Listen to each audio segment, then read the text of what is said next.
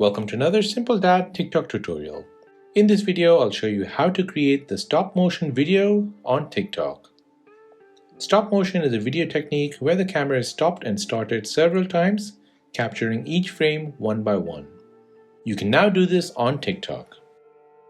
To do this, first open up your TikTok app. Now tap on the plus sign to create a video. Tap on effects at the bottom left. Then tap on search and search for stop motion. The effect icon will look like this. Tap on it. As per the instructions, tap on the screen to capture each frame. You can film yourself or using the rear camera film something moving. Each time you move or change the scene, tap on the screen to capture it. At the top left of the screen, you'll see the amount of frames you have captured and how many seconds the full video will be. After you've captured all your frame, tap on the record button and this will then replay all your frame one by one and create a stop motion video. In the editing stage, you can add your music, stickers, and text and then post it on TikTok.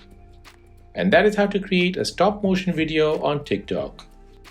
If you have made it to the end of this video, then please hit the like button and most importantly, please consider subscribing to the channel for more videos like this. If you have any other questions, then please do let me know in the comment section down below. Thanks for watching and see you in the next one.